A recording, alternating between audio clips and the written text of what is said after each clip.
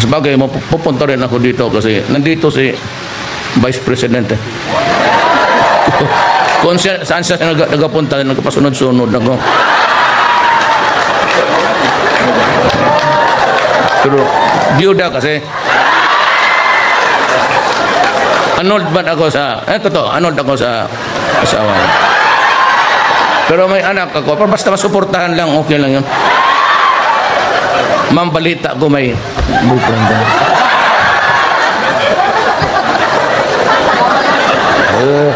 Sabi dyan sa, huwag kang mahiyaan.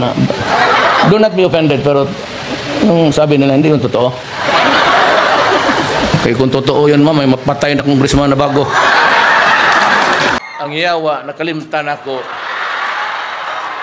Nga, una na akong tuyo, yun nga rin.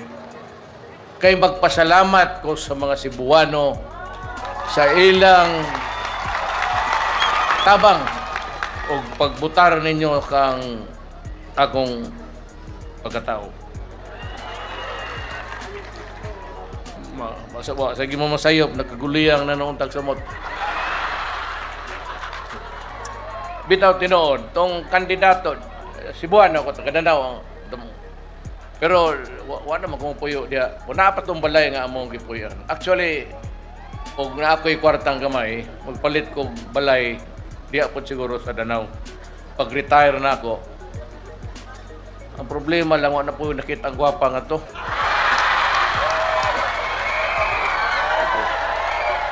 Di, ang tinood, way agig bugal-bugal og binastos.